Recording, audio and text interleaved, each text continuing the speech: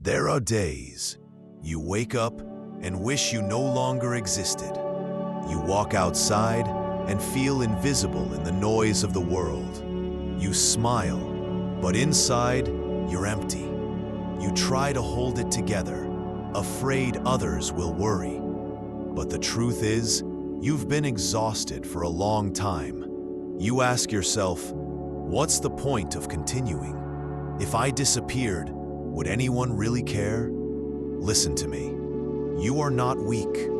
You are not broken. You are not bad.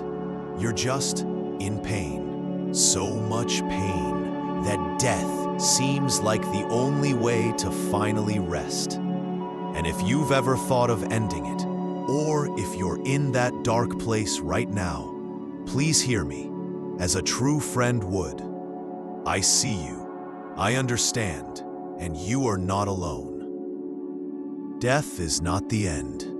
In Buddhism, death is not the end.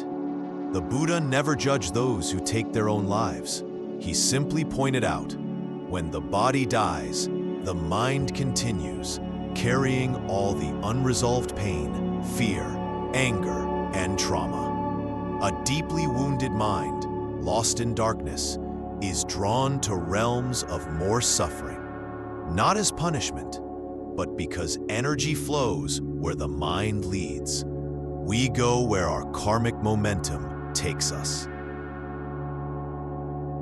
Your pain is not your fault. Maybe someone abandoned you.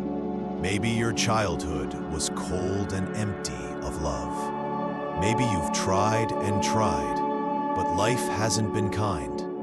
You're not weak. You're someone who has held on for too long, too hard, and no one knew how tired you really are. What you truly want isn't death, it's relief. You don't want to die. You want the pain to stop. You want a safe place where you don't have to be strong anymore. And believe me, that place still exists, even in this lifetime. But you have to stay just a little lone. In Buddhism, the human life is precious. Do you know that being born human, according to the Buddha, is an incredibly rare gift? Because only in human form can we transform karma, heal at the root, and find light within the very darkness we're in.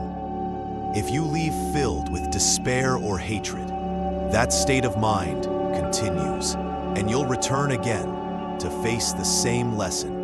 So why not pause, hold yourself gently, and learn how to live again from the ashes. If you're standing on that fragile edge, don't try to cheer up. Just breathe. Take one deep breath. Place your hand on your heart and whisper, "It's okay. I'm still here. I'm still alive." You don't have to fix everything today. Just stay alive for 5 more minutes, then 1 more hour, then 1 more day. And please, find someone you feel safe with. A therapist, a monk, a friend who won't judge. For those who have lost someone to suicide, in Buddhism, after death, the mind enters a state called bardo, a transitional phase lasting up to 49 days. During this time, the consciousness is fragile, guided heavily by the emotions it held at the moment of death. So, chant sutras gently. Send love and compassion to them. Don't blame. Don't drown in guilt. Dedicate your merit so they can find light instead of getting lost. Avoid disturbing the body too soon. Let them go in peace.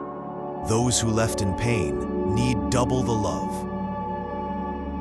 If you're thinking about leaving this world, please remember, you don't have to be perfect.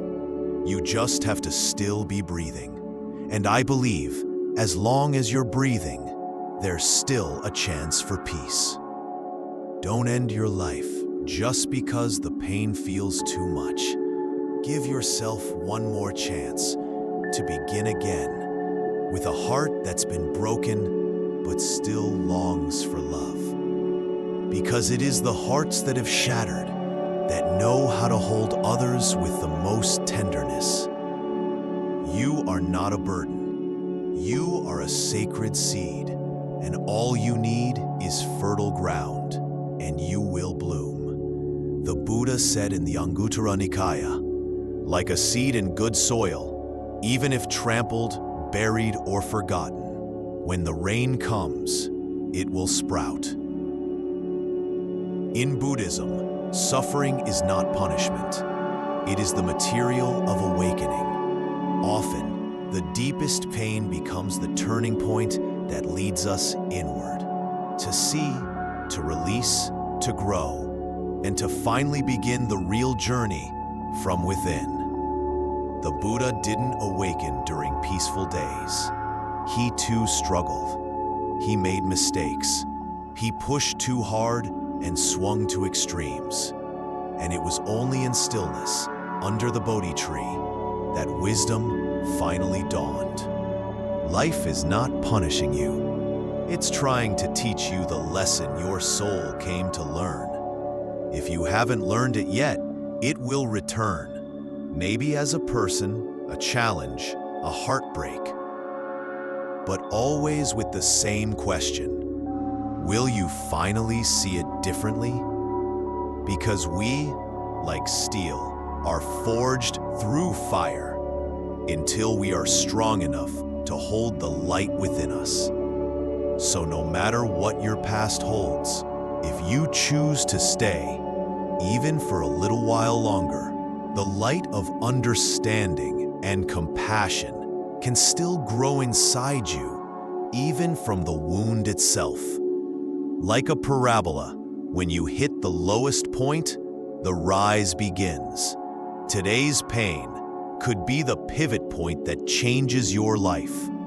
Not the end, but the solid ground you rise from. Don't fear the fall, because when you've touched the bottom, there's only one way left, upward. I can't promise it will be easy, but I promise you this, you are not alone. And you won't have to walk this path alone anymore.